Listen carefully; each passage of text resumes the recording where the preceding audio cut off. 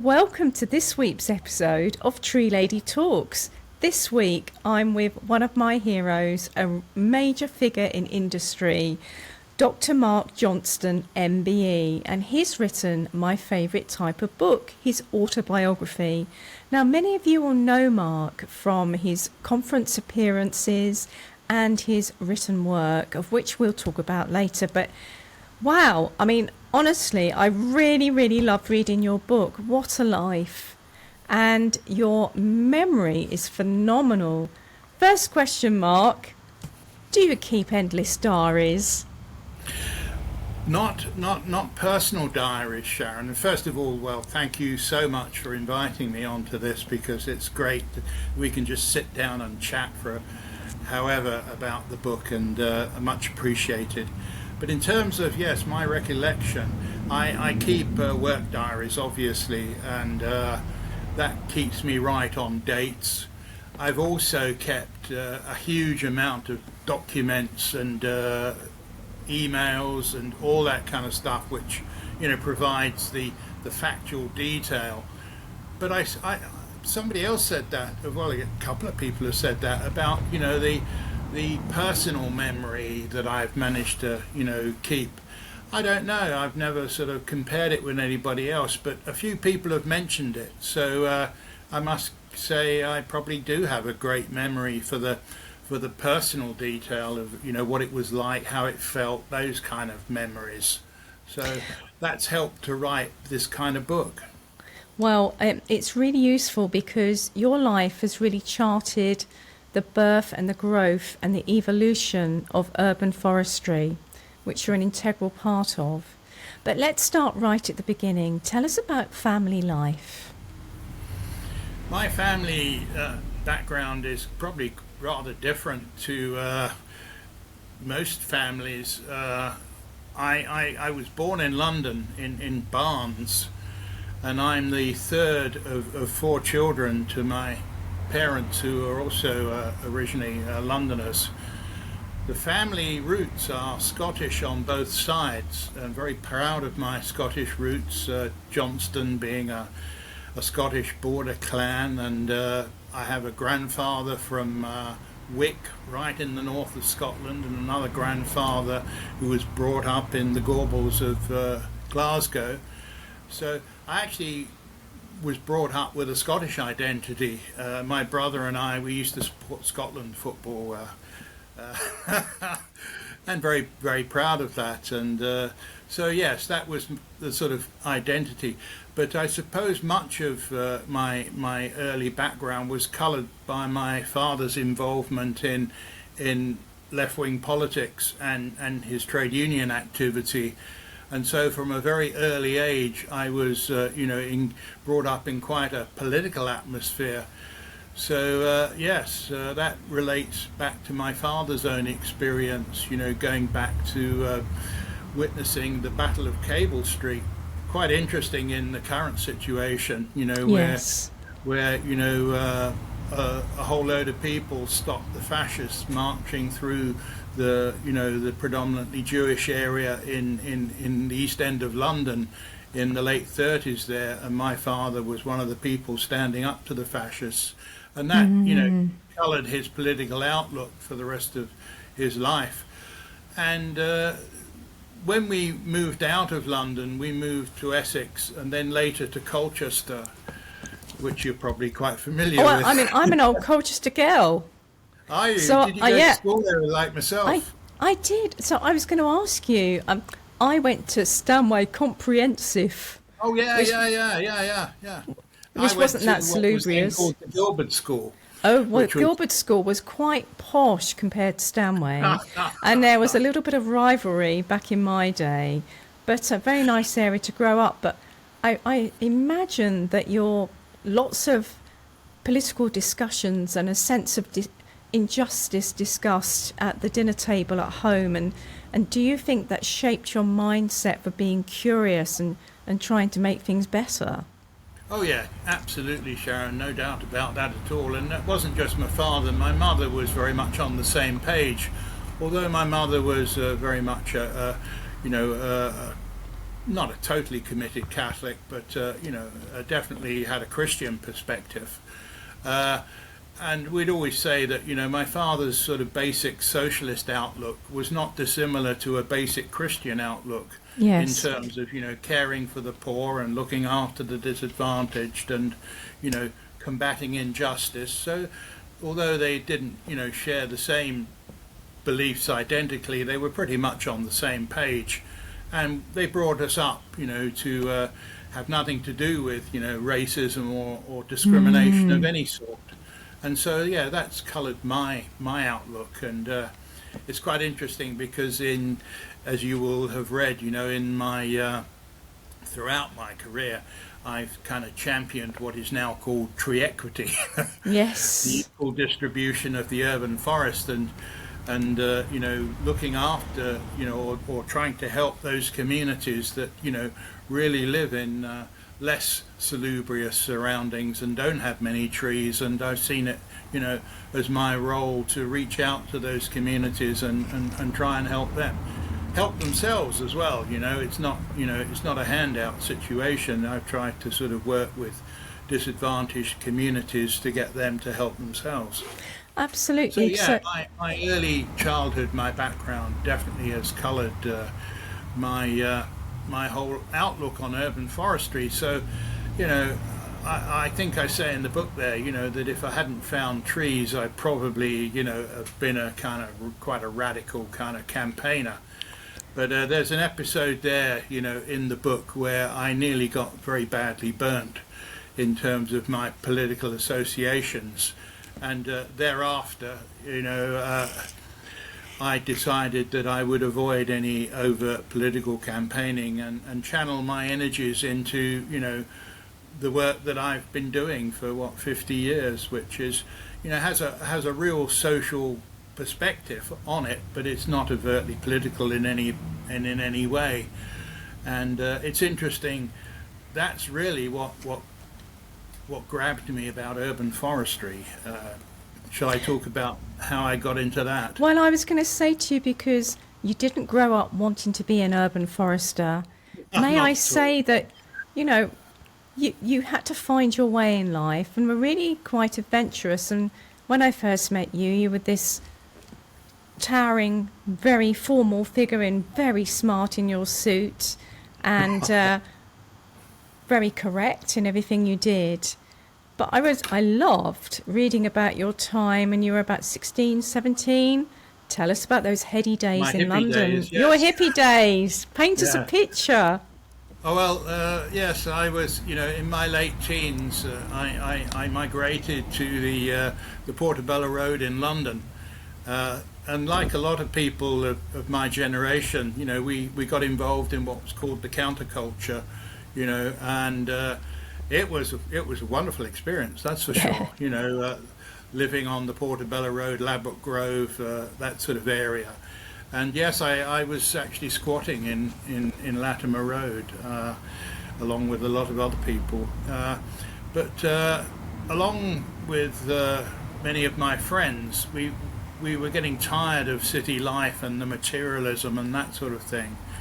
And true to our hippie sort of roots, we wanted to get back to something much more real. Now, quite a few of my friends took off to India and did that run, to seek enlightenment or whatever it was. And an awful lot of other people went west. Now, some went to Cornwall, and some went to the west coast of Scotland, some went to Ireland, and some went to Wales. Well, at that time, my parents had recently moved to Wales, so I had a base in which to go. So I packed what little possessions I had and headed out of London and went to stay with my parents as a springboard, because I left home when I was 17. I wasn't moving back home. I just wanted to, and they were quite happy for me to use that as a springboard. But having arrived in West Wales, and this was a very rural part just north of Carmarthen, very Welsh speaking, very agriculture, quite a lot of forestry as well. I needed to get a job, and I didn't speak Welsh. I had no experience of agriculture, and I was beginning to get a bit sort of disheartened, thinking I might have to move to a city or something. And my mother said to me, she said, "Why don't you go down to the Forestry Commission office, Mark, and see if they've got any jobs?" And I kind of smiled, and I, keep my mum happy. I thought, "Oh yeah, I'll go down there." So one Monday morning, I went down to the Forestry Commission office in the village, and I said, "Have you got any jobs going?" And they said, "Well, funny enough, we're just getting into the planting season, and we need people who can work piecework on planting on the hillsides here. And if you're interested, we can't take you on officially until after Christmas, but there are contractors working on that, and you can work with them until we can take you on after Christmas." And I thought, I'll do that for a few weeks, and then I'll get a proper. And you met some great characters as well, didn't you? I did. It was wonderful, Sharon. Yeah, and I didn't know much about Wales or Welsh culture at all. I was totally ignorant. But these guys, they were really, really good, and their first language was Welsh. And it was quite interesting because the forester who also Welsh speaking, would come along and give us the instructions for the day, and he'd give them in Welsh, and then he'd sort of just mumble them in English for me. And then smiling, he'd say, "Well, you'll catch on, Mark," And so I learnt some basic Welsh just on the basic forestry instructions. But these guys were lovely, they really were, and they're very proud of their Welsh heritage and Welsh culture.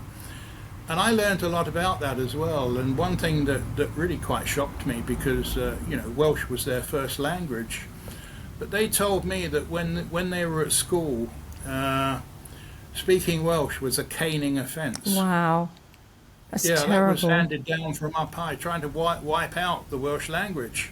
Yeah. And that sort of quite surprised me in those days. That if you spoke Welsh at school, it was a caning offence. The word was to try and wipe out the Welsh language.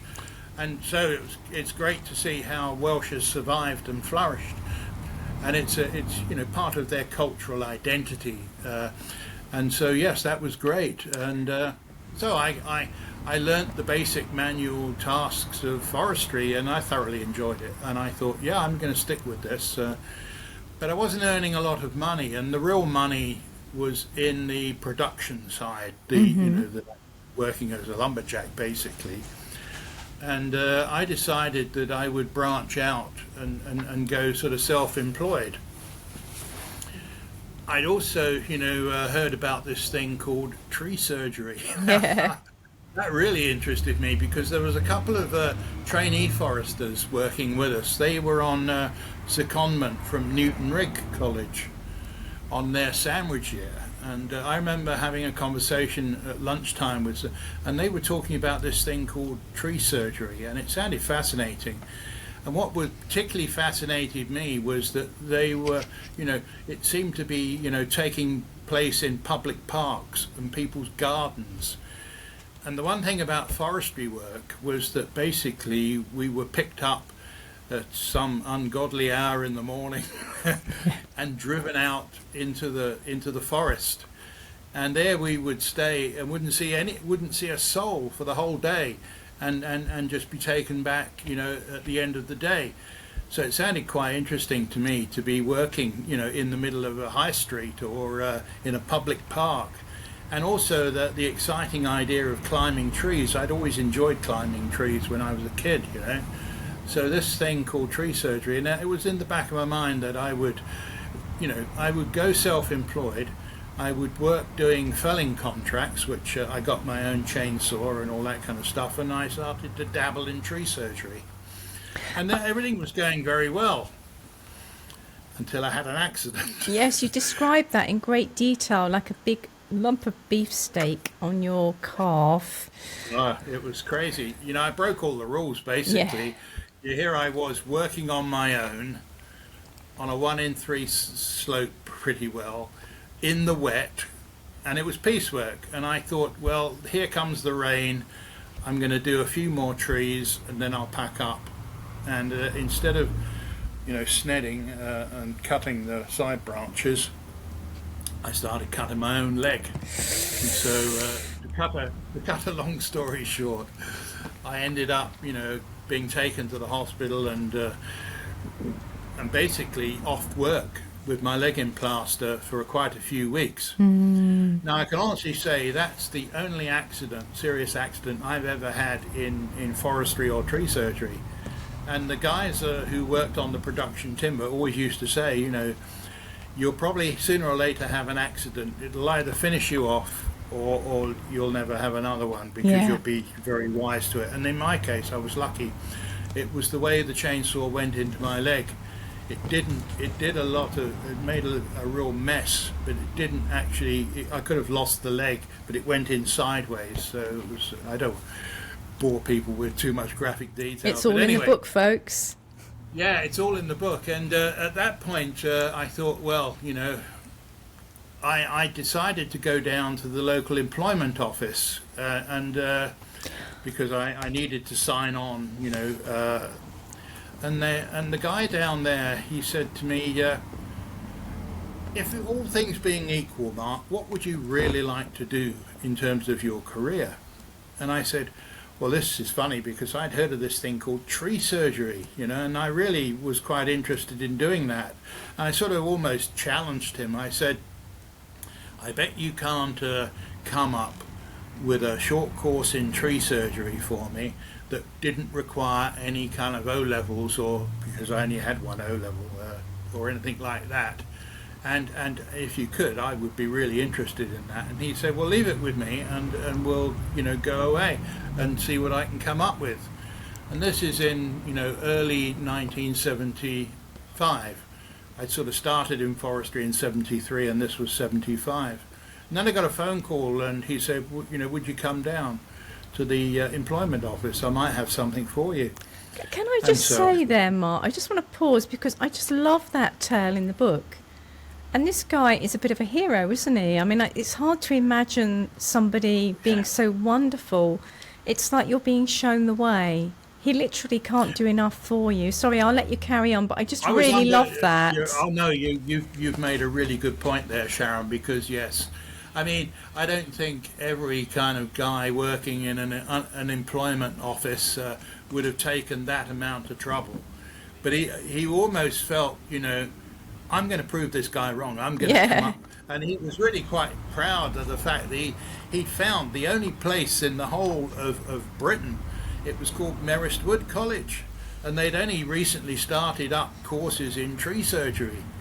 And blow me down, didn't they have a thing called the 10-week tree surgery course that didn't require any academic qualifications? What it did require was that you could say that you'd had a year's practical experience of doing tree surgery. Well, I had actually been working self-employed for a year, but I couldn't really say that I had a year's practical experience doing tree surgery. I've done a number of tree surgery jobs and I dabbled at it. But because I was self-employed, nobody could really kind of question that. So I got on the course. Yeah. And I headed off to Surrey, to Guildford and Worplesdon, and did the 10-week tree surgery course. And boy, did that change my life.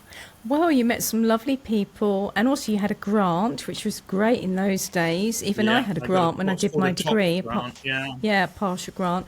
And you just worked like Billy-O, didn't you, to actually achieve what you needed to achieve? You really... Well, I was inspired. Yeah. I mean, the staff at Merest at the time, and maybe some of the people who will be listening to this will remember them as well, because some of the contemporaries of mine. Peter Bridgman, of course, being the head of department, and huge respect to Peter Bridgman, really opened my eyes. Don Robinson, John Whitehead, and his tree identification and all that kind of thing. I was inspired, I really was. And some of the guys, the technicians, particularly Pete Wood and Dave Ford, I don't know if you know Dave, he was teaching at Askham Bryan for many years. He taught me basic how to climb, and I loved it, I really did. And by the end of the course I was fairly proficient, and that was great, and I ended up as a qualified tree surgeon. So what next? So I got a job with Crawley Borough Council, and worked there for a year doing local authority tree work as a practical arborist and such. And there are some good stories of some of the work that we did there. But I was keen then to continue. And so I realized that having got the 10-week tree surgery course, that qualified me to do the 1-year course. And I used some of that TOPS grant that I had to go on the 1-year course. And so I returned the next year and did the full-time 1-year course. But I ran out of money. Yeah. And I had to leave at a certain point. But the good thing about that was that I still managed, I had friends still on the course and got the lecture notes.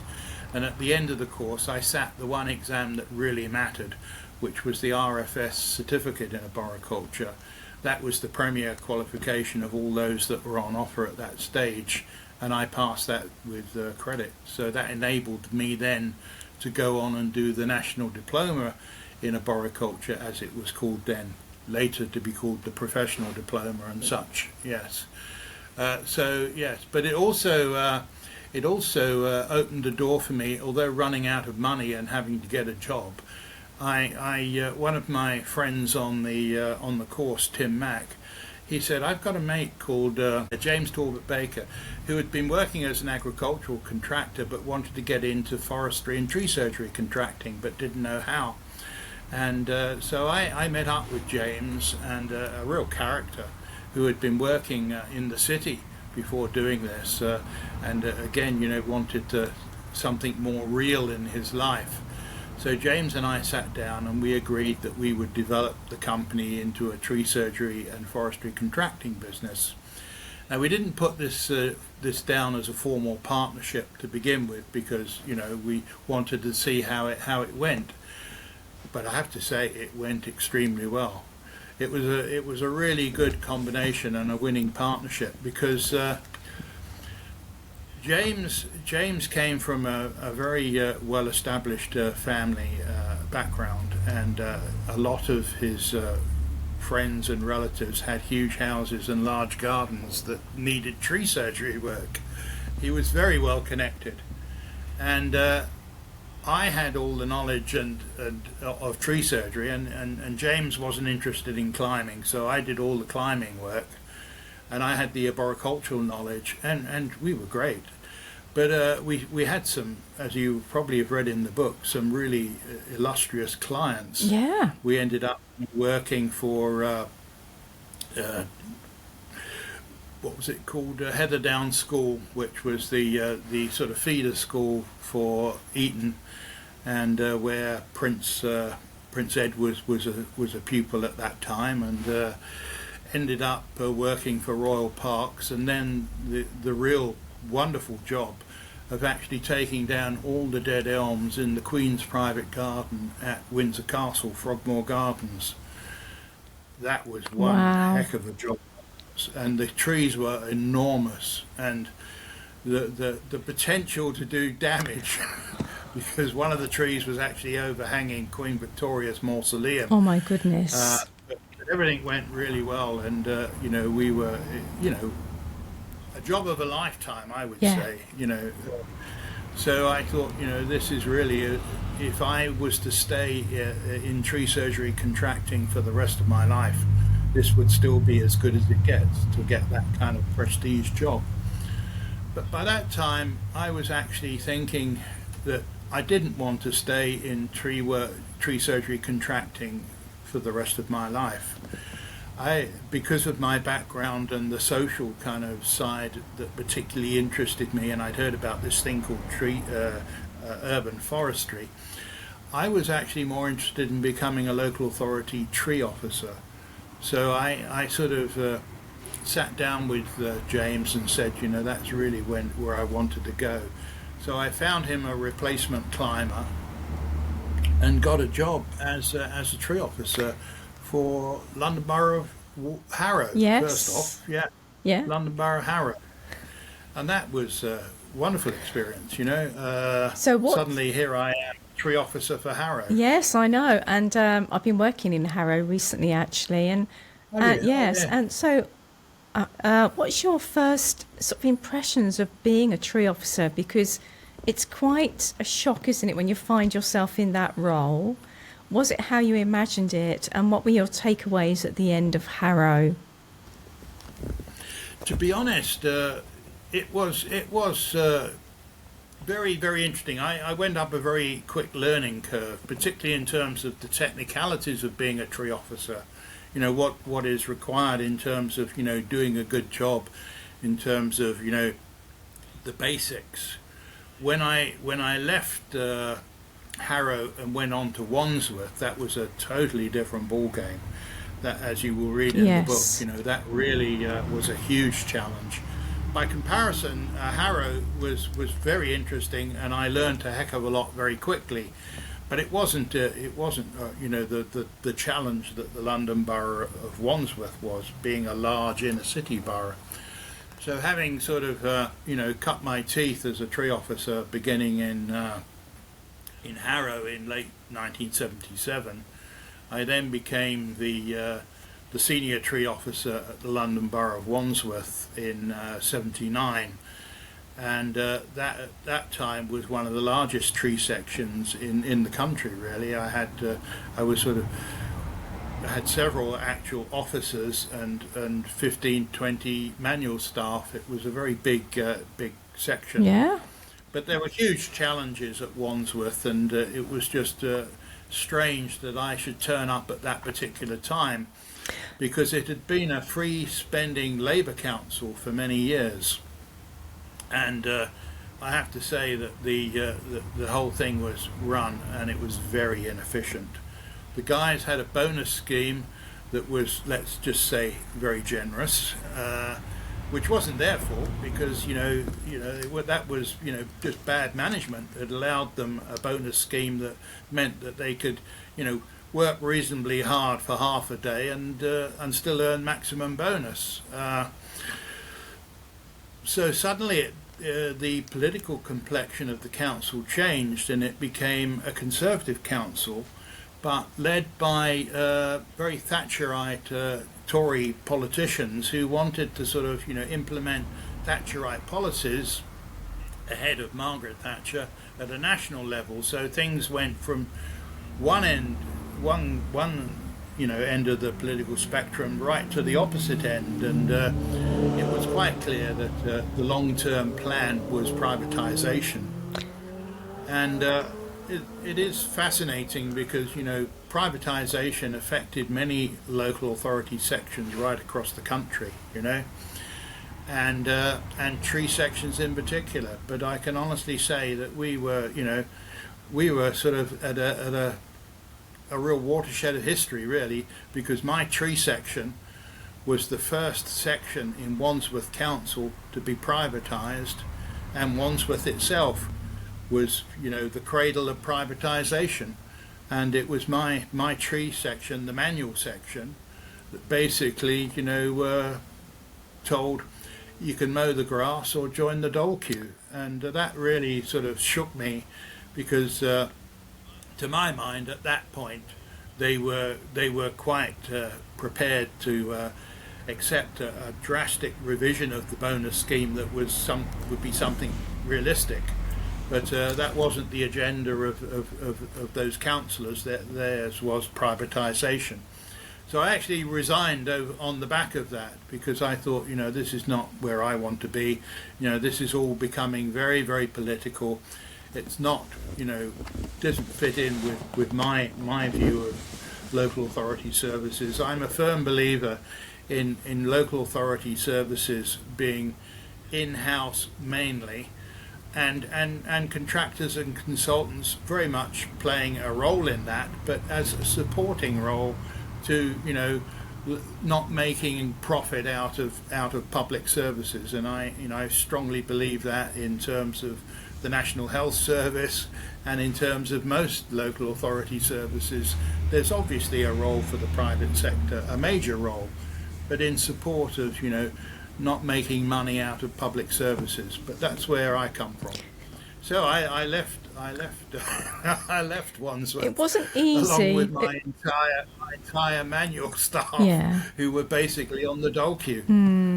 I mean, you didn't have an But easy a time huge there, did experience, you? Sharon. Because it's a very variable Sorry. borough as well, isn't it, Wandsworth? You've got areas of great wealth and areas of Oh, great deprivation. And it yeah. was interesting to read how you turned around a problem whereby you went to plant some trees on council estates which just had nothing and they were vandalised, Yeah. and then you approached it in a different way, didn't you, whilst you were there?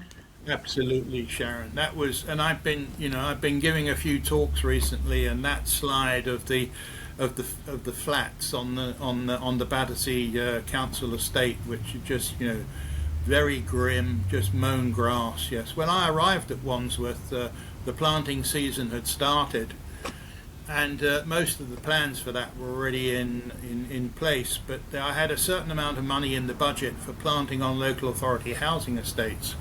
So I went and with my kind of tree equity kind of perspective, I went up to local authority housing estates in Battersea, really grim places. I mean, the flats themselves were in pretty poor condition. Often the lifts didn't work. There was not a tree in sight, just mown grass, quite a lot of crime and antisocial behaviour. And I thought, well, let's at least give these people some trees. So I instructed my supervisor that, we'd plant maybe 20 or 30 trees on 3 of these estates. And I didn't expect anyone to thank me for that, or whatever. But about a week later, he comes to me and he says, I've got bad news for you, Mark. You know those trees we planted on the Doddington estate? Well, they're mostly all been vandalised. And I thought, oh no. And I went up and I had a look, and yes, they were broken off, ripped out, what have you. And initially I wasn't too happy, as you might imagine. But then it really got me thinking. And I started to think, what have we done wrong here, And I realised that, what is required here is a whole new meaning to ground preparation. You can't just, get the trees and put them in the ground. You need to prepare the residents. And very often, they've got much greater priorities and concerns than trees. Trees aren't big in their list of priorities. So I thought, well, I'm going to come back here in a year's time and we're going to do it properly. And I did. And the story behind that is that I've always been a big fan of reggae music. So I got to know some of the young guys on the Doddington estate who also attended the late night blues reggae clubs that I used to frequent. And I started talking to them about, what had happened with those trees. And they said to me, well, listen, Mark, often, throughout the summer and often quite late into the autumn, we often have kind of barbecues on the lawn there, on the open grass with the kids and the families. And, we play a bit of reggae music and crack open a few cans of Red Stripe. Why don't you, as part of one of those, maybe the last one of the year, we get the kids involved and we do a bit of tree planting? And that's exactly what How we did. brilliant. Well, I mean, Those trees stayed in the ground. that's brilliant, because at that time, so we're talking, what, early 80s? No, yeah, we're talking 1980. So yeah. when I 1980, was, yeah. it was sort of 1985, so a little bit later than I went for a really heavy reggae phase. And, the early, I do love reggae music. I used to love a band called Steel Pulse. And Still Pulse. yeah, brilliant. Handsworth. Brilliant. Yeah. And so there was a real sort of reggae movement, but that is quite pioneering at that time, isn't it? The work you did there, you met the community, you listened to them, you asked what they wanted, and it worked. And certainly, Yeah, that's what set me off on that whole Exactly. thing about community engagement, Yes. community involvement. Was actually a practical lesson that started me Exactly. thinking. It wasn't something I read out of a book. Yeah. It was, this, instinctive. this is obviously we're doing this Yeah. wrong. We need to do this with the community, and I've written academic papers by the score Yes. on that topic, but it's actually down to sheer practical experience of doing the job and working out some real solutions. Absolutely. Yeah. So after Wandsworth, what happened next? After Wandsworth, yes, I did a year of environmental studies. I realised that having missed out on my normal sort of education, leaving school, without any real qualifications, that I'd missed out on some basic things, and I needed to learn more about the science, not just the natural science, but the social science of what I was about. So I did a year of environmental studies, which was extremely useful. It didn't end me up with any qualification. It was a kind of foundation year at Elton College and in South London. But I learned a huge amount, and I decided at that point that what I really wanted to do was, I'd already now got quite a lot of experience of urban tree management and such like, and I'd heard that in America, they were running degree courses in arboriculture and urban forestry, and I thought to myself, teaching would be a really good, maybe career path for me. I'd done a bit of public speaking at conferences and such like, so I was looking out for a lecturing post. But obviously, there weren't too many places at that time teaching arboriculture, so I needed to find a job in the interim. And I'd always wanted to work at Kew Gardens. Oh, yeah. I'd gone there many times. I was born just round the corner from Kew in Barnes, and so I approached John Simmons, actually, who I'd met at a couple of conferences, who was then the curator at Kew. And I said, look, John, can I come and talk to you about maybe working on the tree gang at Kew? And he said, well, listen, Mark, I've got no influence over that at all, but come and talk to me about it. And he realised I was genuine. I did want a job on the tree gang. And when a job came up, I applied for it. And I got a job on the tree gang, yeah. And I was quite happy to stay there, however long it took, until a suitable lecturing post came up, and actually it was a really wonderful thing, because although I was only there for 4 months, it opened my eyes to the whole idea of historic landscapes, which I'd never really thought about in the past, and that was to become a major part. And I've written now sort of 3 books on the history of arboriculture and the history of urban trees and street trees and what have you. But that getting that job at Kew is what sparked my interest, and it wasn't just working at Kew Gardens. I discovered that on Kew Green was this bookshop called Lloyd's of Kew, Yeah.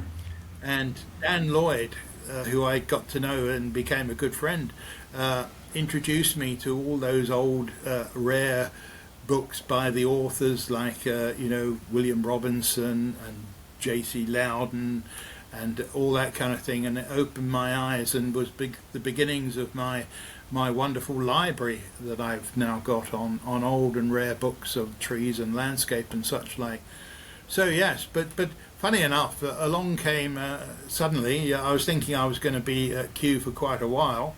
Within 4 months, a job came up as lecturer in arboriculture at Askham Bryan College, so I promptly applied for it. And I think as you know in the book, I turned up for the interview, and blow me down, who should have applied and sitting Dave waiting Ford. to be interviewed as well was Dave Ford, my old friend from Merest Wood, and we both looked at each other and thought, oh no, one of us is going to be disappointed here. But it was brilliant, because it worked out that they had just lost their lecturer in nursery practices.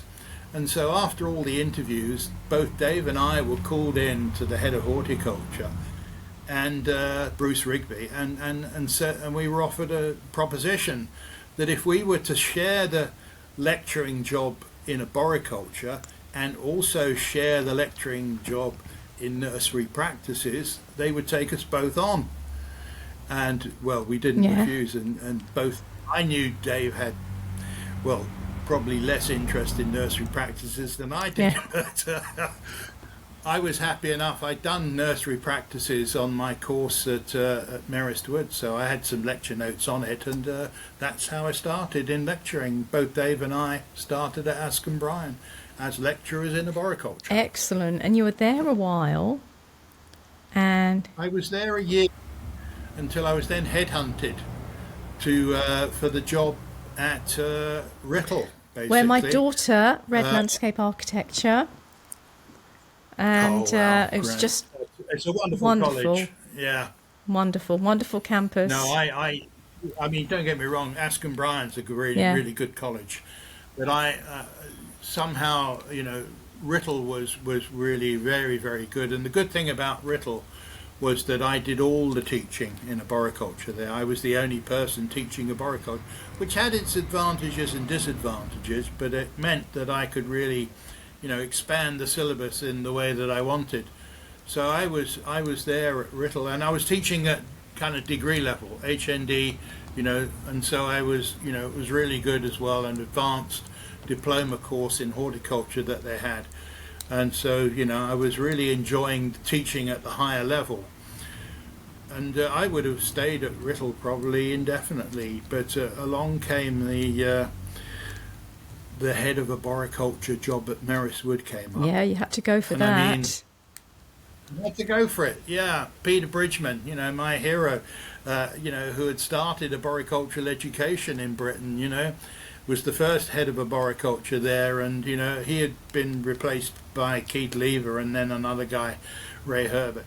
But the job came up, and it was, at that time, definitely the national centre for arboricultural education, and so I had to go for it. But it didn't turn out quite as I expected, because it wasn't an entirely happy place, or when Peter Bridgman was head of arboriculture, they had a guy called I forget, Mr. Harris, who was the principal and hugely respected and hugely admired. But the guy who was the principal when I arrived was not liked. And it was not a happy place, and there was a lot of people leaving. There was obviously big changes coming on the arboricultural staff, people striking out on their own, and my dream was to develop the first courses in arboriculture at higher education level, and it was my ambition to develop an HND in arboriculture. And But I couldn't get much enthusiasm for and that. could you just remind the listeners of when that was in time? Was it the late 80s? Yeah, that was 1986, Oh, 87. yeah. Okay. Yes. But there wasn't much interest among the leading figures in the arboricultural industry for higher education courses in arboriculture, and I think there's a lovely quote in my book there from Bill Matthews. I don't really ever got to know Bill, but I always got on very, very well with Bill, but I couldn't get his support for higher education in arboriculture. His classic remark to me was, "We don't need managers, Mark, we need Yes, monkeys." it made me mad. They had never done a course in arboriculture themselves. They had got to the top of the profession. They were self-taught. They just didn't see any real point in having higher education courses in arboriculture. So that's one thing that shines through the book and your career, and well, many of us actually, is just not taking no for an answer, and just persevering and finding a different way. And it strikes me that you've tried things and you've hit a lot of barriers as you've gone along. Like Wandsworth as an example, political change led to a different sort of working environment, so you left there, and you've always had the vision and the urge to sort of pioneer the next thing, what's the next thing, and really it's that seeking of the higher level of education. And of course sometimes people just say, well, we've not done that before, oh no, we don't like that, change, but you carry on and you come up with a new idea after Merest Wood, the Forest of London. Yeah, that's a wonderful story, really, because I heard about these people in Los Angeles, tree people, who were developing a project to plant 1 million trees in Los Angeles in time for the opening of the 1984 Los Angeles Olympic Games. And Tree People had been founded by Andy Lipkiss several years before. And he'd linked up with a lady who became his wife, Katie. She was Australian. She had actually trained in advertising and marketing in London before going back to Australia and meeting Andy on one of his lecture tours. And they fell in love and got married, and they became a formidable team with Andy's kind of vision and Katie's understanding of advertising and marketing. What a powerful combination. And so Tree People, were hugely successful, attracting attention nationally but also internationally. And I picked up on this and started communicating with them. And after they'd successfully completed the Los Angeles project, they came over to London and linked up with a guy called Don Bowen, who had been Katie's kind of supervisor in the London agency and her kind of mentor. And Don set up a kind of meeting at the marketing agency where they were going to, just address a small crowd of people. There's only about 30 of us, I think there were in the audience there, just talking about the Los Angeles campaign. And at the end, there was myself, Don, and Andy Lipkiss. We were having a great chuckle over a glass of wine, I think it was at the end, and I was already working, developing community-based projects with an organisation called Green Deserts based in Suffolk. And I was very interested in developing, more urban-based community projects. And it was Andy, he said, "You ever thought, Mark, you could do a London project in the same way that we'd done the Los Angeles project?" And I said, "Well, that's a wonderful idea, but I'm really not in a position to, I would need a lot of advertising and marketing expertise like you needed in Los Angeles." And he said, "Well, you're standing next to a man who could do that for you." And he said, "What about it, Don?" And we all kind of laughed, and but at the end of the evening, I said to Don, I said, "Well, maybe we should meet up and just talk about it." And Don said, yeah, let's do that. And Don was living in Harrow at the time, and so I, a few weeks later, I went down round to Don's house and we had dinner together, and afterwards we talked about it. And to cut a long story short, we agreed at the end of the day we would start to develop a citywide urban forestry initiative similar to the one in Los Angeles for London. And it took quite a while to develop, but we did it. You did it, and you had a fantastic PR stunt. Well, yes. First off, the brainstorming about the name, we came up with this name, the Forest of London Project, and that I think was a bit of sort of marketing genius, because that name then got replicated by many other projects. But yes, we linked up with an organisation called UK 2000, which was headed by Richard Branson, and as part of that, we were offered the services of Richard for a couple of hours in a morning during Environment Week in order to do some kind of publicity thing with him. And it was quite amusing because Don and I thought, well, we really don't want to be doing this sort of, let's do this ceremonial tree planting. Let's do something with Richard that will really grab the headlines. Bearing in mind Richard's reputation for daredevil activities and balloons and speedboats and what have you, I had the idea that we would get him to climb to the top of the tallest tree in central London and to promote the Forest of London project. So actually I had Richard's private phone number, so I phoned him up and I said, "What about it, Richard?" And he said, "No problem, Mark, I'm really up for that, because I loved climbing trees when I was a kid, And I said, "Well, hang on. I literally need to show you the ropes, because this isn't free climbing, this is proper, more like mountaineering." And he said, well, that's no problem. You know, you can come round to my house on the outskirts of Oxford, and we'll spend the day, and you can literally show me the ropes. So that's what I did. I spent, a while with him, actually, practicing on a large tree in his garden, and yes. So we actually, set it up on the morning. We had the ropes already up in the tree. It was literally a case of me shadowing him.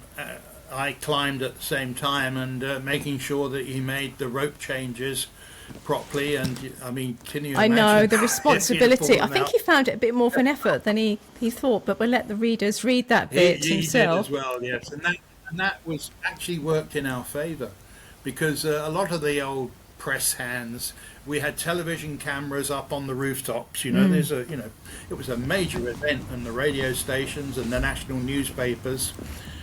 And he got sort of like 2/3 of the way up without any problem. But then I started realising that he was actually struggling, and he turned around to me and he said, Mark, he said, my arms are really aching.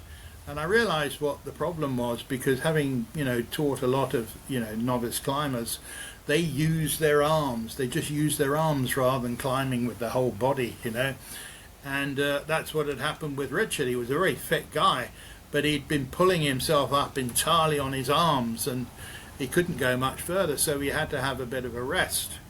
And it was the television crew on the rooftop that first noticed this, and the word got out that maybe he wasn't actually going to be able to make it to the top. And so the buzz went round, this was actually a genuine challenge for Richard. And fair play to him, he wasn't going to be defeated. So, a few minutes rest, and away he went again. Can you imagine? So when he actually got to the top, Can you imagine that nowadays with when social he got media, all being live and people tweeting? I know. It would have been even Yeah. better, wouldn't it? But no, it was great, because people realised that had been a genuine challenge for him. It was a 120-foot tree, big London plane. It was massive. And the great thing about it was it was in April, so there were no leaves on it, so you could see the climb perfectly. And he made it to the top, and to loud applause from even the seasoned journalists, who said, "Well done, Richard." And it was great. We watched it on the evening news then, and such and such, and it was in several national newspapers. Excellent. It really.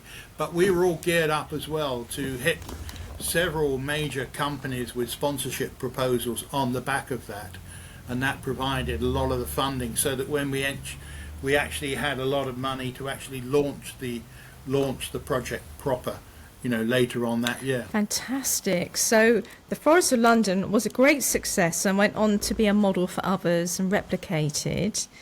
Yeah. But then after that, you seem to do a mixture of different things and some consultancy work. Sort of what happened next for you? Yeah.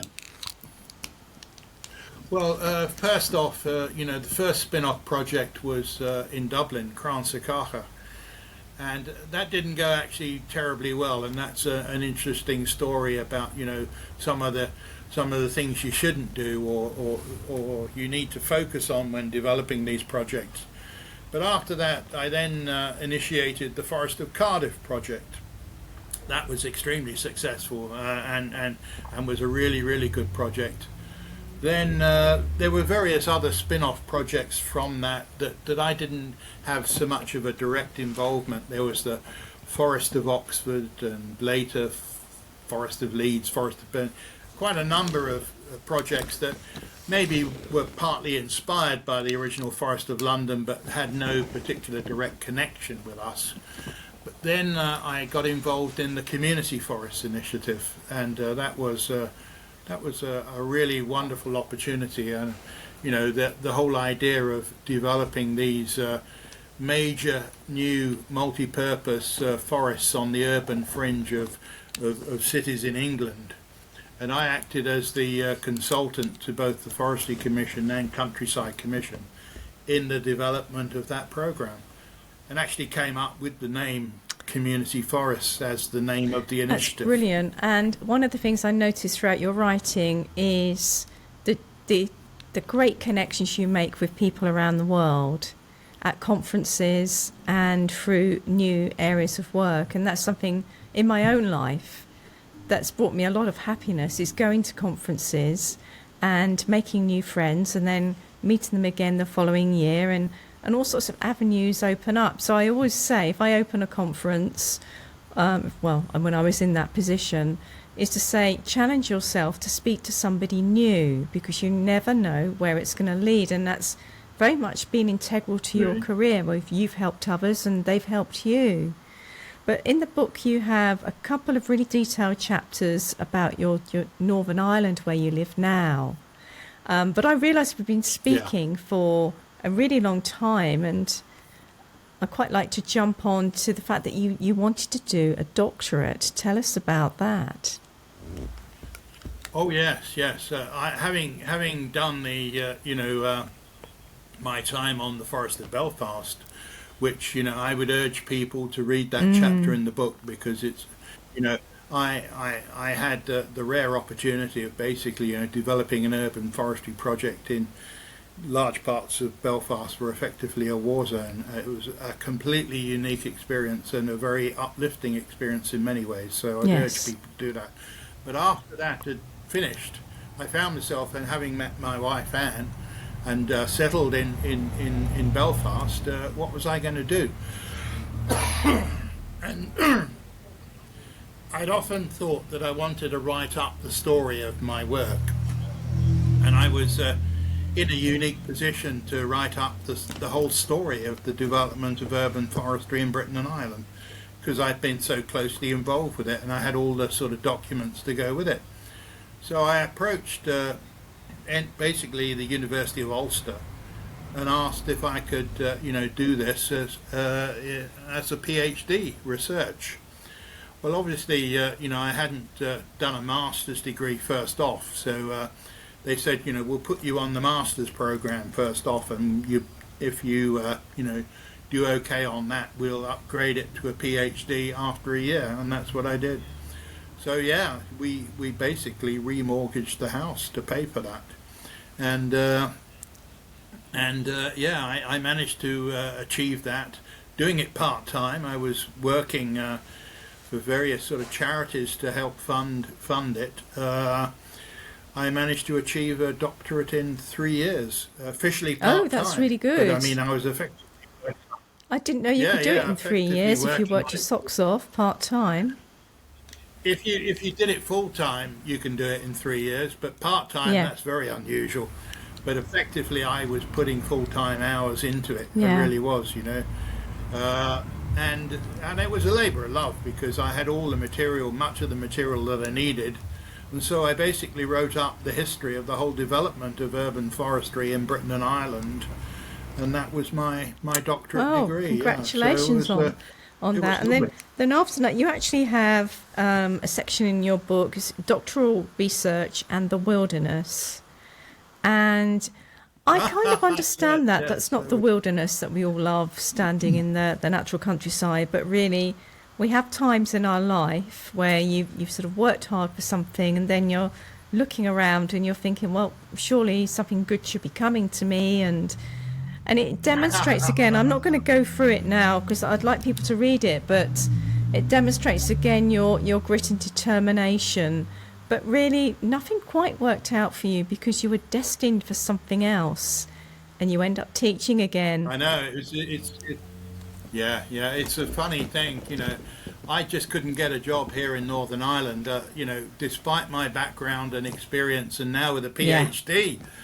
I went for some jobs that I thought I'd at least get an interview, and I didn't, and I was beginning to think that, I'd been put on some kind of a blacklist, and I ended up quite literally stacking shelves in Sainsbury's just to earn a bit of money, and I was really getting quite depressed. But out of the blue, I got a phone call from my old friend Dalga O'Callaghan, who was at Myerscough. And Dalga phoned me up one day, and I said, how's it? Great to hear from you, Dalga.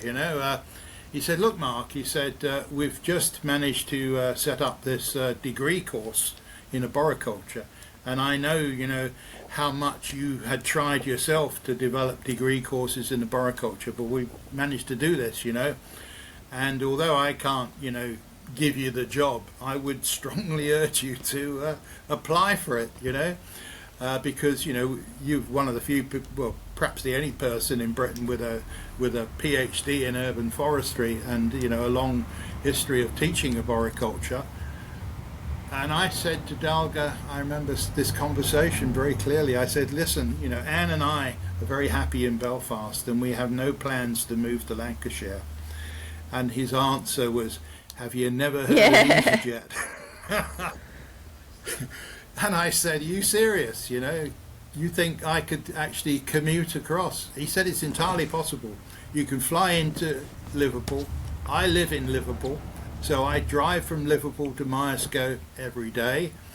I can pick you up a Monday morning. We can go in there. We can find accommodation. It'll be you being away during the week.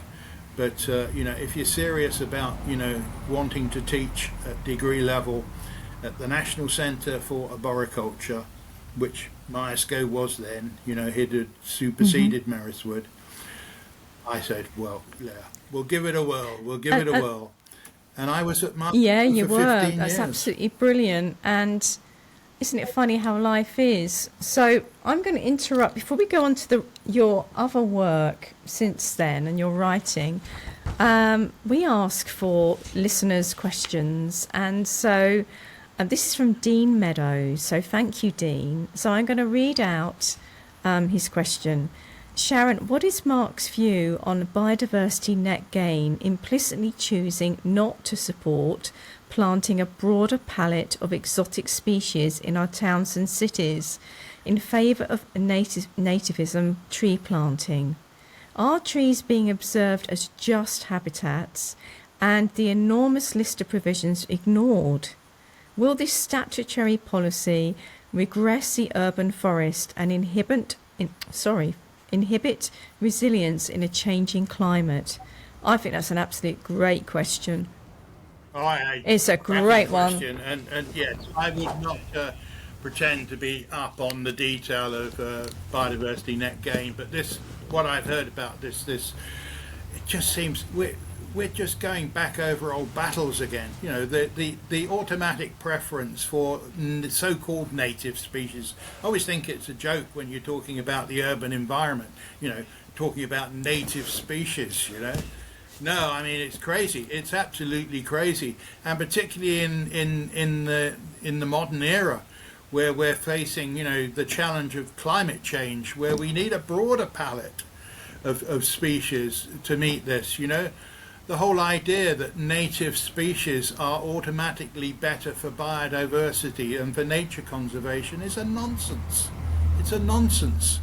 And, it was quite interesting, in the aftermath of the hurricane, the stories that I tell about that, how London wildlife officers were phoning up local authority tree officers and demanding that they plant only native species to replace street trees lost in the hurricane. Nonsense, and I got my good friend at the time, Alan Mitchell, to deliver a talk on species to replant in the aftermath of the hurricane, and he got great pleasure talking about the nature conservation value of non-native species. Not all, but this idea that so-called native species should be an automatic preference in the urban environment is completely wacky. And while we're on that subject, I really just want to finish that by saying, Mirrawaki tiny forests, please do not believe the hype. The idea that planting, at an incredible density, a small area the size of a tennis court, that's a dense, impenetrable mass of vegetation, is the way forward, as a general prescription for planting in urban areas, is terrible. It's a nonsense. We need to really catch ourselves on, and I wish our professional organisations would pick up the challenge on this, because they seem to be deadly silent. Have they not been planting trees themselves for many years and knowing how to do it properly? I've nothing against planting small areas of semi-natural woodland in cities. That's not what it's about. I've done that myself throughout my entire career. But the Mirwaki method of doing this, the incredible density, the impenetrable thicket, it's and only using native, so-called native species. It's a Oh, nonsense. thank Please you. catch yourselves up. Thank you for that excellent answer to that question. It's your interview, not mine, so I won't add to that. But I mean, you can imagine how I feel.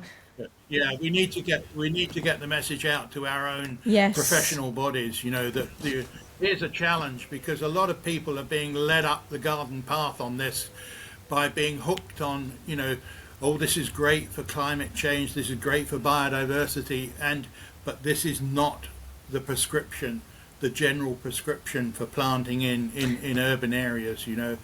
That I was reading a list the other day of what somebody had produced about the benefits of planting Murawaki tiny forests, and every single one was just a general yes, benefit for urban yes, trees. absolutely. Wow. Yes, I think we could do a podcast on that, for and against.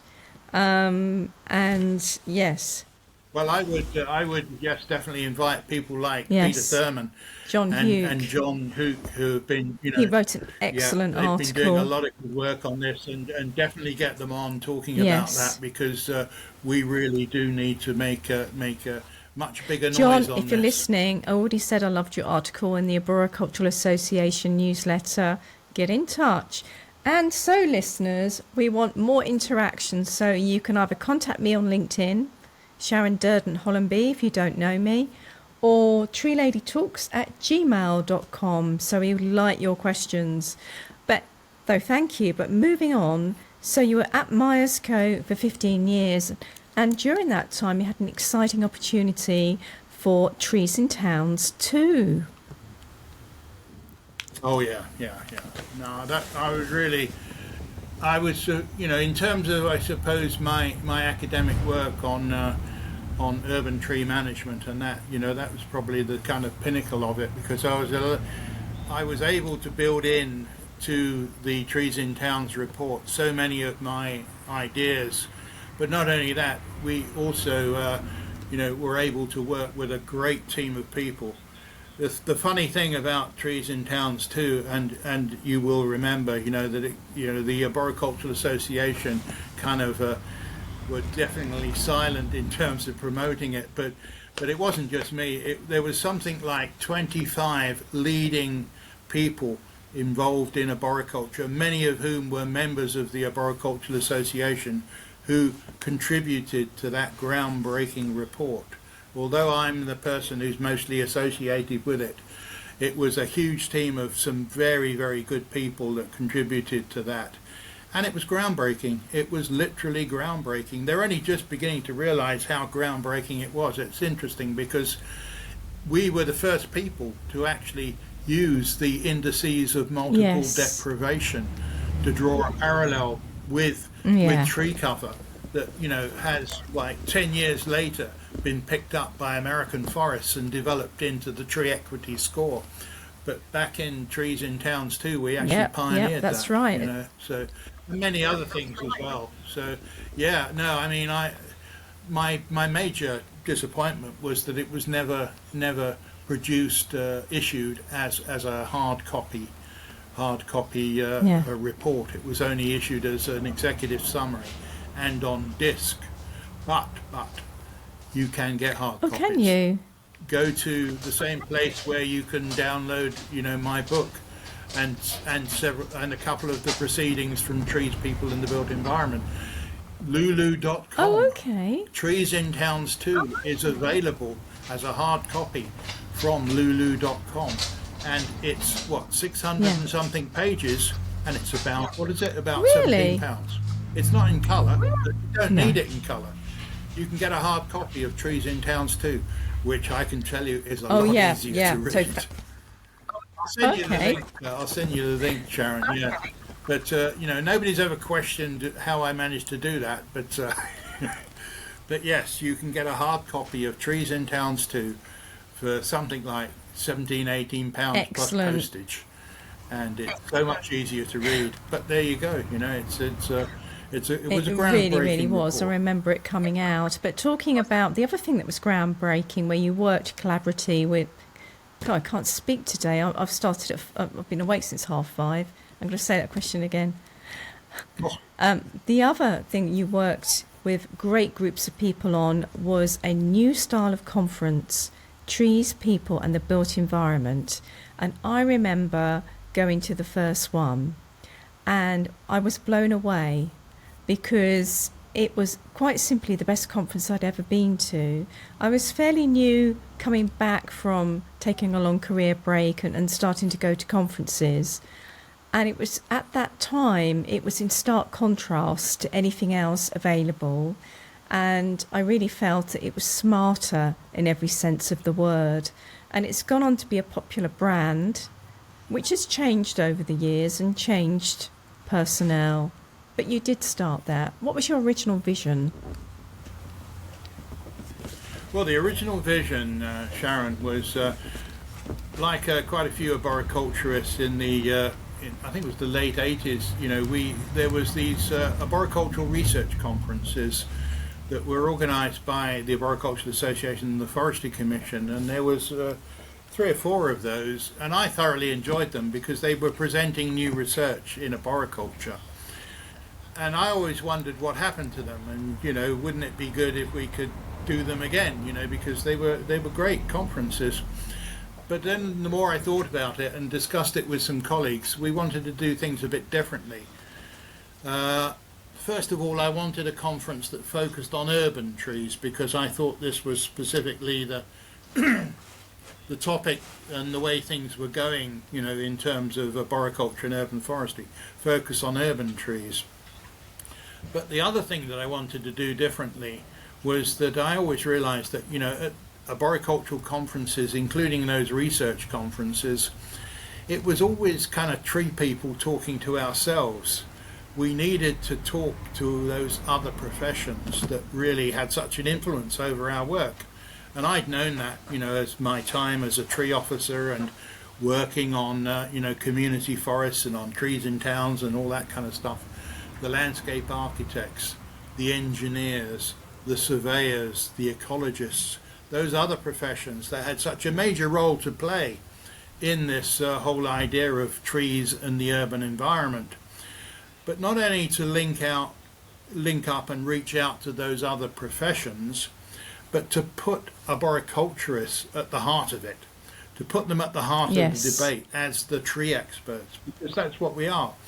We may not know all sorts of things about, landscape design and ecology and that sort, but when it comes to basic about trees, we are the tree experts. So to put the arboriculturists at the heart of the debate, and that's what those first 2 conferences did, basically. They put arboriculturists at the heart of the debate, and they also were the platform for a huge amount of original research. We were very clear that we didn't want to repeat stuff that had already been done, so we put out a call for papers, and we had a phenomenal response from around the world, and that was largely down to the efforts of our steering committee, the 2 steering committees. They were the people that controlled the conference. They were the people that owned the conference. It was a partnership venture, a joint effort, and that was the first 2 conferences. But then things changed, and I don't want to dwell on all that. You can read all about it, folks. It's the story of it's all in there. The book. But those first 2 conferences were phenomenal. They showed what conferences could do.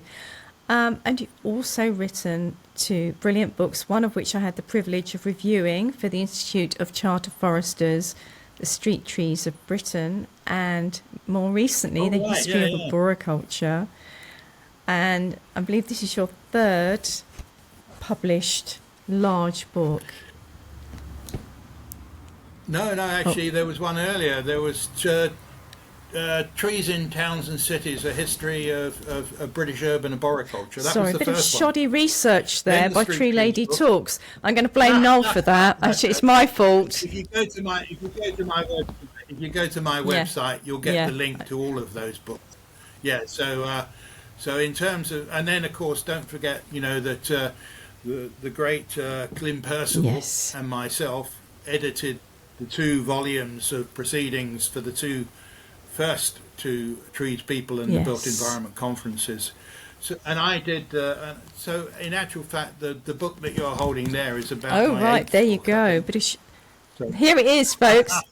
and probably my last. No, I Sharon, won't have it. probably my It's last. I over don't know. 600 pages I long, don't know. I've got another but one in me. it is. Do not be Yeah. daunted. It's really, really readable and enjoyable. And I think people really want to know about that personal side as well, because sometimes we struggle in life, don't we? And you've really described in there from being an adventurous hippie type in your Afghan coat in the Portobello Road to finding yourself on a rain-swept Welsh hillside, learning to speak Welsh, and then being a newbie at college at Merris Wood on a new course really as well, and then finding yourself working in 2 London boroughs and listening to reggae, and connecting with people through music and finding a new way through urban forestry, and then following your sort of heart's desire to teach.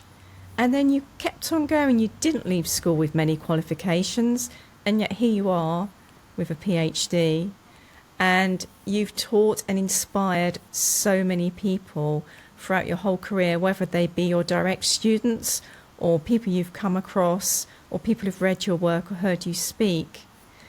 What advice would you give somebody who's listening now, who is working with trees, but maybe things aren't going quite as well as they wanted? Maybe it's personal stuff. Maybe it's they feel a bit in a rut in their career. What bit of advice would you give them? I think you have to be inspired, to do that kind of work, and that's hard sometimes when you've got the very day-to-day stuff of paying the mortgage and that kind of stuff. But you've got to have it in your heart that you love trees, but most of all, you want to make the world a better place to live in.